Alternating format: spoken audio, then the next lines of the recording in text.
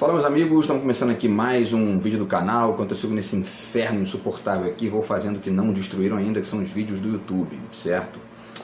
O tema de hoje é esse aí, tá? Os supremacistas brancos versus os supremacistas do múltiplo, tá? Eu discuti essa questão aqui com vocês, né? Essa coisa dos extremistas aí brancos, né? O extremista branco e também os extremistas do múltiplo, que existem, vocês vão ver que existem, certo? Então essa é uma discussão que é um deslocamento aí do vídeo de ontem que eu fiz falando sobre aquele gesto bizarro lá do Elon Musk e, enfim, da ascensão desses grupos neonazistas e ao mesmo tempo da interferência, ou enfim, né, até mesmo da influência dos grupos chamados de neoidentitários no ressurgimento dessas figuras bizarras aí, tá? Vamos falar um pouquinho sobre tudo isso aí hoje. Antes eu deixo com vocês aqui mais uma vez a dica do meu novo romance, que está aqui o Litoral Altura. Quem quiser entrar em contato aí, o zap está na descrição do vídeo, você ganha 2 marcadores, beleza? E, enfim, e o livro é com dedicatória, tá? E também anuncio aqui para vocês o meu livro de poemas, que saiu em 2023, tá? Você levando o livro de poemas, o romance ou os dois juntos, você ganha os marcadores do mesmo jeito, falou? Então é isso, pessoal, vamos lá. Como esse papo hoje, né, o papo vai ser sobre essa questão aí dos supremacistas e tudo mais, e de certa forma, porque essa galerinha que são supremacistas brancos, eles defendem, né, de maneira muito aberta ali uma lógica que é uma lógica de eugenia, que é uma lógica que não é novidade. Isso aí no século XIX isso sempre existiu, né, no século XIX ficou mais evidente porque teve uma galera aí na Europa e tal, e até mesmo dos Estados Unidos, que tentaram dar ares científicos a isso. No Brasil também aconteceu e tudo mais, Conde de Gobineau, enfim, muita gente aqui que produziu, né, trabalhos defendendo que os brancos eram superiores aos negros, aos indígenas, etc. e tal. E isso, enfim, reverberou e foi até o século XX, teve aí a Segunda Guerra Mundial com a questão do Holocausto e tal. Então tudo isso é uma questão que não é novidade, né? Agora, como o mundo foi, de alguma maneira ou de outra, caminhando ali, achando soluções, né, para esses problemas, a gente vai sempre achando que, bom, minimizou e tal, mas eles volta e meia eles voltam. E é importante a gente entender aí o porquê que está acontecendo isso, porquê que essa violência voltou. E uma parte dessa discussão eu fiz no vídeo de ontem, né, falando sobre essa questão do Elon Musk e do quanto que um comportamento muito mal elaborado dos neoidentitários tem contribuído, né, para atiçar essa violência aí dos conservadores, ao mesmo tempo em que também os neoliberais, que vão ali ignorando o local, querem saber de corroer as instituições públicas, segurança social, etc. e tal, e tudo isso acaba incomodando a maioria da população. Falei do exemplo da França também, né? A França, né, a extrema-direita e a extrema-esquerda são contra lá a reforma da Previdência do Macron, foram contra, né, que na verdade retirava direitos, enfim, e o movimento dos neoliberais é esse. E os neoidentitários seguem nessa mesma linha, muitas vezes sem perceber, né? Vamos tentar ver isso aqui hoje, tá? Vou mostrar para vocês. Bom, antes aqui eu ainda deixo a dica, tá, desse livro do Michael Rose, O Espectro de Darwin. E aqui tem um capítulo sobre a eugenia, tá? Um capítulo que ele fala aqui sobre a eugenia, tá? Marquei aqui, tá o capítulo 7, está na 158, o darwinismo prometeico, aí fala sobre higiene racial, etc. e tal, e a gente tem visto isso aí, né? Ou seja de maneira aberta, evidente, ali, escancarada, seja de maneira velada ou mesmo de maneira, digamos, alienada, né? Tem gente que acha que está defendendo uma posição ali de inclusão, de participação geral, no fundo está defendendo a eugenia sem entender, né? E ao mesmo tempo contribuem para ampliar essa violência dos conservadores, tá? Então, pessoal, deixa eu ajeitar aqui para a gente poder agilizar aqui a história. Então vamos lá, como eu estou usando essa expressão os supremacistas do múltiplo, então é importante relembrar aqui algumas fontes que eu já citei, tá? Então tá aqui o livro do Zygmunt Bauman, Modernidade Líquida, né? Que ele defende aqui a ideia de que hoje estamos, né, enfim, nessa coisa do líquido, nada é mais fixo, não existe mais Estado-nação, acabou o Estado-nação, etc. e tal. Em vários temas aqui, né, que ele desenvolve, tudo virou, tá com uma compulsão transformada em vício, e aí os lugares, os não lugares, etc. e tal, né? cadê, o que mais aqui, né? Os laços humanos no mundo fluido e etc e tal, uma série de coisas, e aí ele chega no final aqui nessa afirmação de depois do Estado-nação, né? E aí preencher o vazio, etc e tal.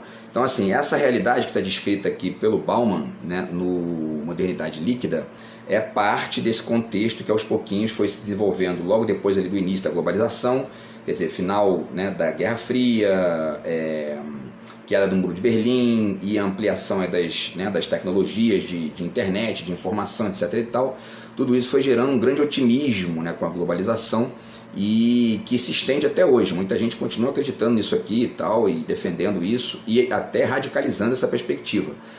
E aí, quer dizer, então, só que isso aqui é uma visão ingênua, né? Se você fica preso nessa visão de que acabou o Estado-nação, que existe a globalização, etc e tal, você não só negligencia a existência do local e, portanto, a existência das problemáticas locais, dos contextos ali, etc e tal, da complexidade local, quanto você acaba, enfim, né, defendendo de uma maneira festiva um pedacinho da complexidade de maneira ingênua. E isso acaba gerando o retorno de outras formas ali de ingenuidade, digamos, né, que são essas, por exemplo, né, do Elon Musk, do Trump, do Bolsonaro e etc e tal, tá?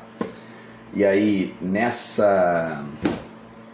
encaminhamento aqui, nós temos também aqui a perspectiva do Agamben, nesse livro Meio Sem Fim, que ele fala sobre a questão, né, de que toda língua é uma gíria, todo povo é cigano e etc e tal. Tudo isso também acaba sendo uma certa negligência com o local, né?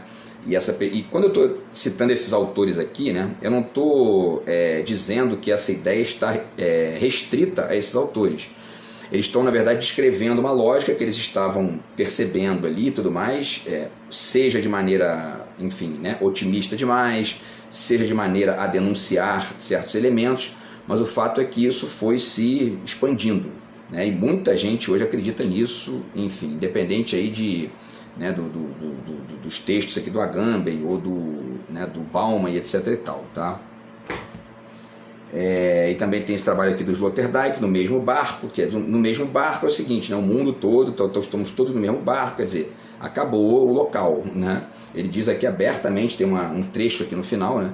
Os participantes do novo jogo mundial da era industrial não se definem através de pátria e solo, mas de acessos a estações ferroviárias, terminais aéreos, possibilidades de conexões. O mundo para eles é uma hiperesfera conectada. Não se define através de pátria e solo, é como se fosse assim, acabou o solo, acabou a terra, acabou a pátria, acabou o local, o lugar, o país, né? E aí, enfim, só que não acabou, né? Continua existindo, conectado com essas outras realidades que a gente está vivendo, mas continua existindo e muito, né? Então, a defesa dessa perspectiva acaba gerando isso aí, que a gente está vendo, né? Porque vale também um parêntese aqui, eu não estou defendendo com isso aqui, né, a violência do Trump, a violência do Bolsonaro, a violência de qualquer um desses idiotas, não é o caso. A questão é dizer que quando você começa a ignorar um aspecto existente da realidade e a defender, muitas vezes, vocês vão ver, né, no caso aqui dos tais supremacistas do múltiplo, defender de maneira veemente que só existe uma outra possibilidade, não essa possibilidade que continua existindo, ou esse aspecto, essa parcela da realidade que continua existindo, começa a pedir o seu reconhecimento, começa a pedir ali o seu, enfim, né, começa a pedir que seja observado, que seja, enfim, respeitado até, né? E aí, quando isso não acontece, quando isso começa a se transformar em algo ali que começa a ficar, enfim, cada vez mais expandido, essa ignorância, né, de um aspecto da realidade, esse outro aspecto invariavelmente começa a ficar ali mais violento ou mais incisivo no mínimo, né? Então, para mim é bem evidente que o que está acontecendo é isso. E por último, ainda nesse contexto aqui, vale citar essa ideia de sociedade em rede, né? Hoje já existe aí, há bastante tempo já existe o conceito de redes complexas, que já é um deslocamento disso aqui, né? Mas essa ideia de rede estrito senso, tomada, né, como a única coisa que existe, o cara daqui a pouco está dizendo aqui, não, porque eu sou um fluxo, né? E, ou seja, está ignorando aí o local, né? E isso traz essas consequências problemáticas aí.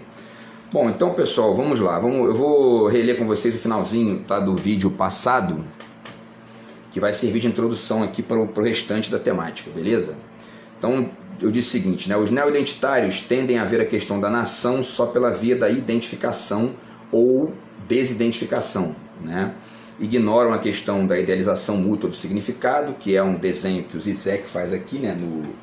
No Visão em Paralaxe, tá? Já expliquei o que é isso, né, em outro vídeo, tal, essa idealização mútua do significado, quer dizer, ainda que nós discordemos no âmbito, digamos, né, mais extenso ali da conexão, algum elemento de concordância tem que haver, né? Senão a comunicação não se configura, o acordo não se configura, ou minimamente o respeito, né? E quando você começa a enxergar o mundo apenas pela via das tais subjetividades múltiplas ou flexíveis, etc. e tal, você começa a perder de vista esse aspecto. Não só no nível dos encontros pessoais, mas também no nível da percepção da cidade, do estado, do país, do mundo, né, dos continentes, etc. e tal. Tá? Então, continuando, né? Ignoram a questão da idealização mútua do significado como a outra parte, uma das outras partes dessa complexidade, né? Essa outra parte ignorava, essa outra parte ignorada, né, volta com raiva nos neonazis, inclusive os neonazis de mercado, como é o caso do Elon Musk, que acabam por ressentimento reverso se voltando contra os imigrantes e contra esses mesmos neoidentitários que, sem saber, agem da mesma forma que os neonazis neoliberais, achando que estão pagando de contemporâneos, com discussão de quebra de fronteiras e pós-humano e etc e tal. Quebra de fronteiras, o Elon Musk também adora isso. Quando ele diz que eu vou dar um golpe na Bolívia lá se eu quiser, que eu estou cagando para a Bolívia lá, isso aí é quebra de fronteira também. Então, por que essa ideia de quebra de fronteiras tomada como algo generalista é equivocado? Porque ignora outros elementos da complexidade, né? E a gente não pode ignorar isso. Então, pessoal, dito isso, vamos fazer um trajeto aqui partindo de dois trechos do Roland Barthes. Nesse livro aqui, tá, que é um livro chamado Inéditos Política, volume 4, ele vai discutir a questão da pluralidade aqui. E aí tem um texto dele aqui, deixa eu ver o ano aqui, foi publicado em 73, né, para vocês verem como isso aqui já não é exatamente uma discussão nova. Isso já estava se configurando na Europa, essas discussões do plural, do múltiplo, do híbrido, né, etc. e tal, já estavam em voga na Europa já há bastante tempo. Tá? Então tem um texto aqui dele, chamado, na 156, chamado Pela Libertação de um Pensamento Pluralista. E aí, vamos lá, ele diz aqui, ó, o cara, tem um cara entrevistando ele, né? Então o cara pergunta aqui na 162... vai falando e tal, e diz o seguinte, o senhor é descrito como um ser plural, mas essa noção de plural me preocupa, porque essa pluralidade é pura metáfora, ele diz, né? E aí o Roland Barthes responde e tal, e o cara continua e diz o seguinte, justamente o senhor enuncia essa palavra plural, mas para falar daquele que é o sujeito dessa enunciação, é preciso deslocar o sentido. Olha só o que ele diz agora, o adjetivo nenhum seria preferível. De fato, para chegar na hora, aborrecer-se rapidamente, ele está ali, né, falando dessa coisa do múltiplo, ou melhor, do efêmero e tal, né, e tudo mais, não se deve parar em lugar nenhum, ou em nenhum lugar, né, que está escrito aqui. Então, quer dizer, primeiro é curioso perceber que já lá em 73, e como uma espécie ali né, digamos, né, até de uma certa previsão, né, a palavra plural, no limite, ela acaba esbarrando na palavra nenhum. Isso não é mero detalhe, né? É interessante pensar nisso aí. E aí o Roland Barthes responde, né? E aí, pessoal, ele vai dizer o seguinte aqui depois, ó, logo na página seguinte, ele diz aqui uma coisa que resume, né, as respostas que ele está dando aqui para essa questão. Ele diz, eu não sou filósofo, mas é certo que na página 165, tá? É certo que, por exemplo, fui levado a militar teoricamente contra o que se chama monologismo, ou seja, o reino, a dominação de uma linguagem única, de uma interpretação única do sentido, contra as filosofias do sentido único e imposto.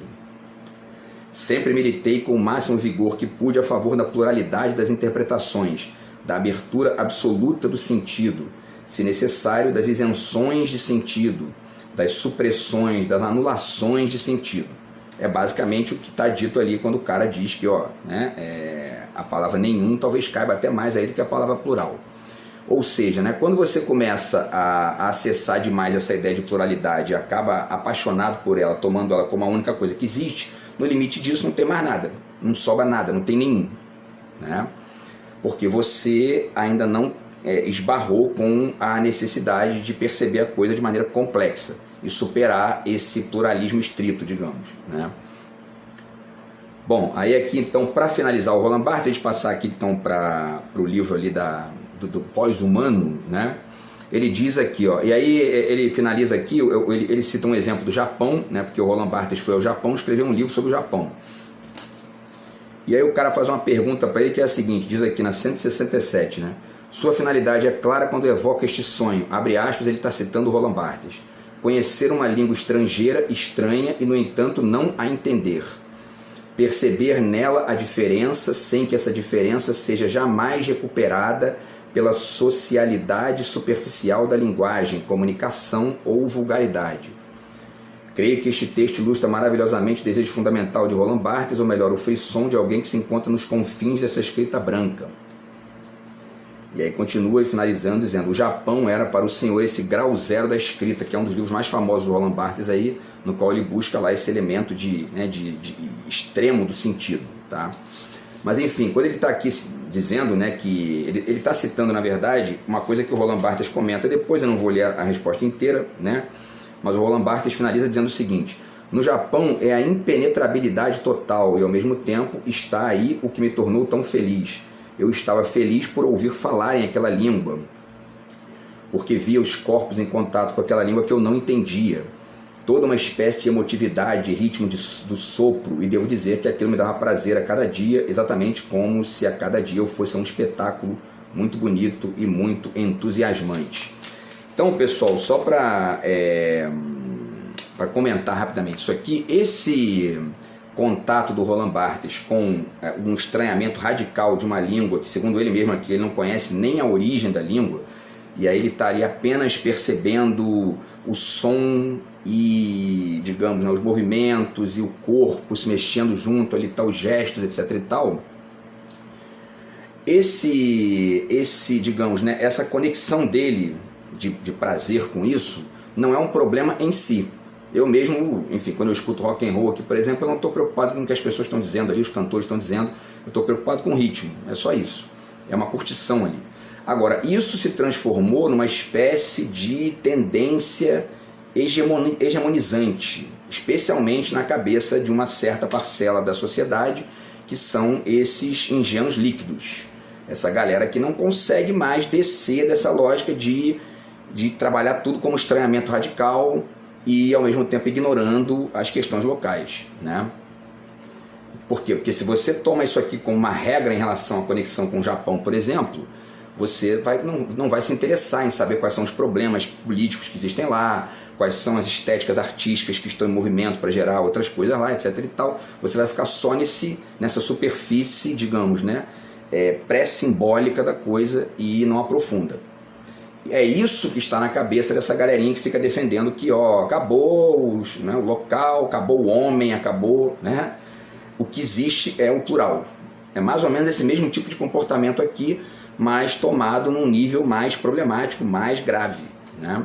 Então é legal ler isso aqui para poder pensar isso aí. O que mais?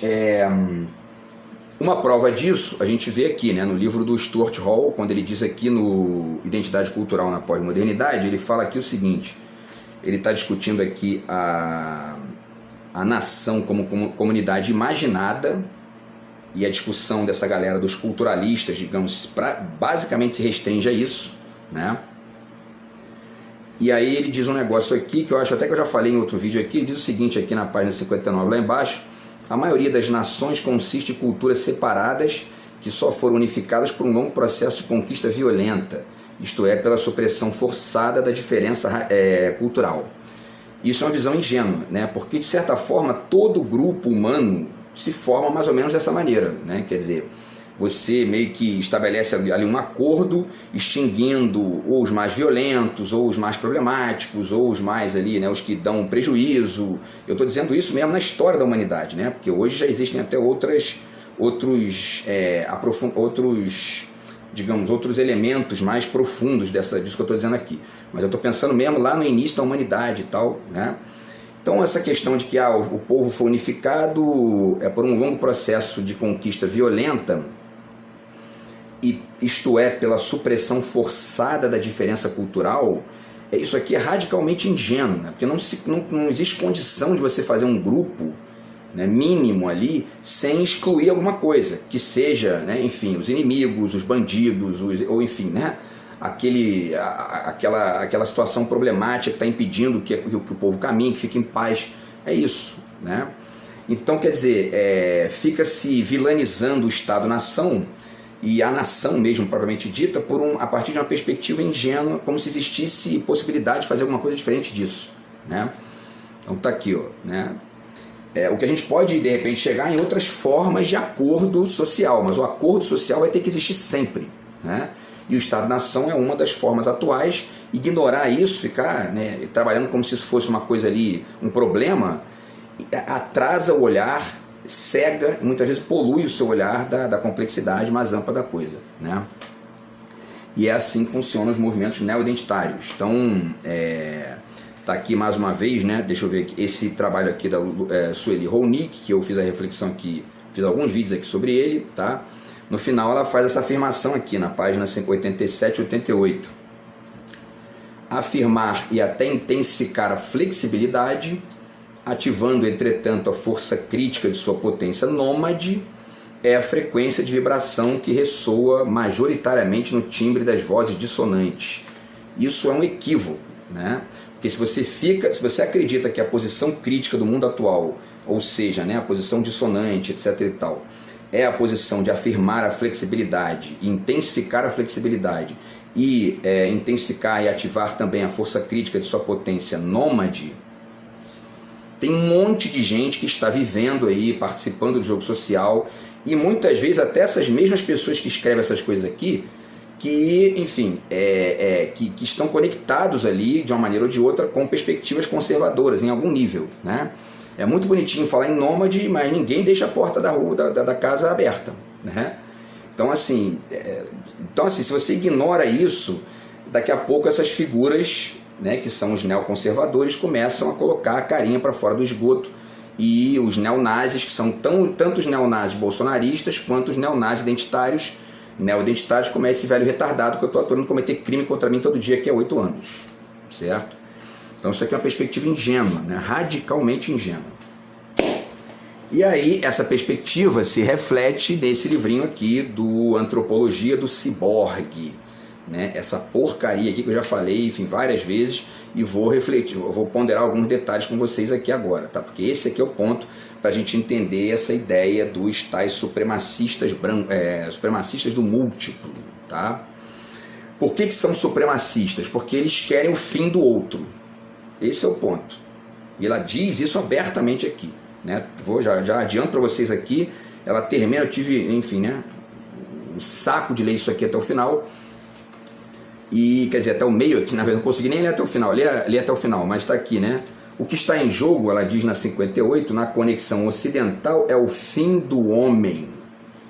E aí isso em conexão com a mulher, etc e tal, e tudo mais. Então, quer dizer, é da mesma cepa, da mesma laia dessa gente que quer o fim da mulher, que quer o fim do negro, que quer o fim do indígena, que quer o fim do mestiço, que quer o fim do imigrante, etc e tal. Não muda nada. A diferença é que fica um papinho pretensamente mais elaborado, com bibliografia e com vitimismo, né? Mas, enfim, no final das contas, o que isso gera? A ascensão ou o retorno, né, dessa violência dos conservadores, das pessoas que não se enquadram nessas perspectivas aqui, ciborgue, coisas do tipo, né? E todas as corruptelas disso, nesses feminismozinhos radicais que existem hoje, essas defesas exageradas do múltiplo, etc e tal, né? E, enfim, ao mesmo tempo a ignorância das questões nacionais, locais, etc e tal, tá? Então, e aí vamos ler alguns trechinhos dela aqui, só para poder ilustrar isso, tá? E depois eu finalizo, e aí se não der tempo eu até faço mais um vídeo, não tem problema. Agora, só para deixar registrado, né, nitidamente essa galera tem conexão com o Foucault da microfísica do poder e com o Foucault da história da sexualidade. Só, mais nada. Não leram mais nada, só isso no máximo. Tá? Então, enfim, e aí fica essa visão muito ingênua, etc. E tal, mesmo que façam certas críticas ao Foucault aqui, mas são críticas muito vazias. Então ela começa a falar aqui,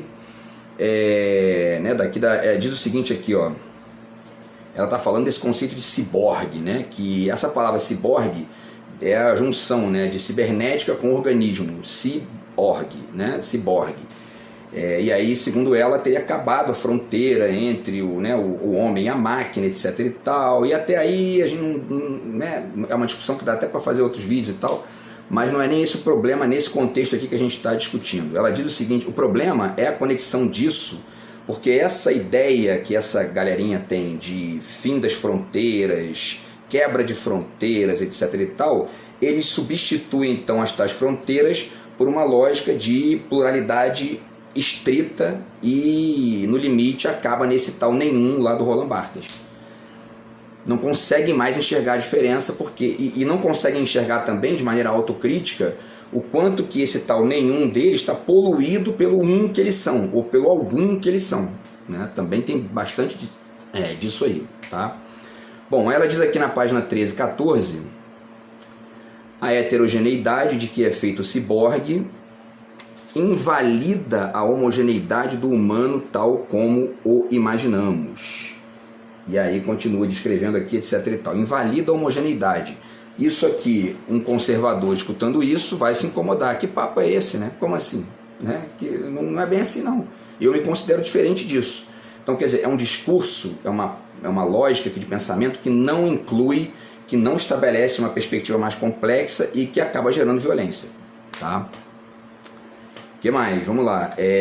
Aqui depois... Onde está aqui? Vamos ver. E aí ela diz aqui na página 37 o seguinte: no final do século XX, neste nosso tempo, um tempo mítico, somos todos quimeras híbridos, teóricos e fabricados de máquina e organismo. Somos, em suma, ciborgues. Somos todos quimeras e híbridos.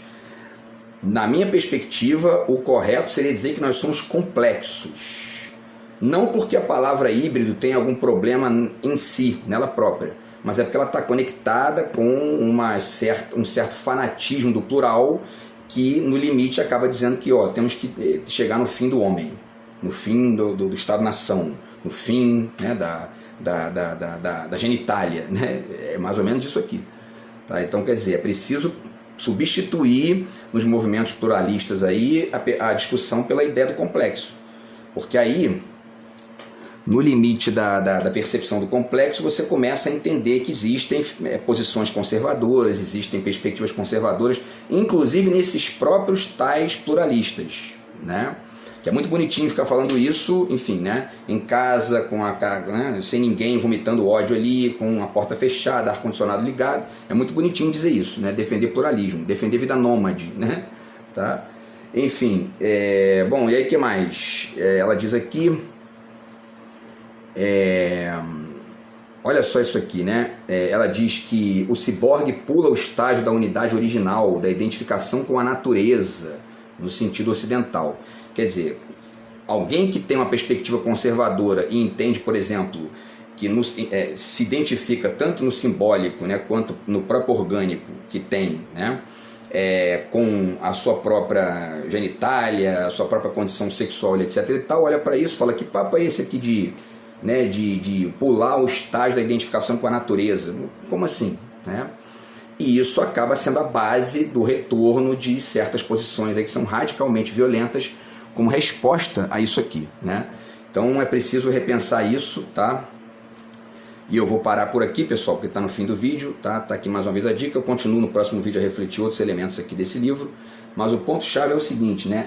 Essa figura aqui e outras, né, estão nitidamente escorregando nessa lógica de um certo supremacismo do múltiplo que acaba sendo, em grande medida, a base, a causa do ressurgimento dessas lógicas violentas aí mais conservadoras. Porque não tem, né, não pode existir nada contra o sujeito ser conservador na vida privada dele, na vida particular dele. O problema é ele querer vomitar isso como regra pública. É aí que tem que ter a discussão. Então, se você não entende essa separação, você começa a defender que o cara na vida privada tem que ser igual a você, né? E acaba virando ou um ingênuo ou um bandido, como esse velho que eu estou aturando aqui todo dia há 8 anos. Beleza, pessoal? Então é isso, tá? A gente se fala aí no próximo vídeo do canal. Um grande abraço aí, tamo junto. Fui.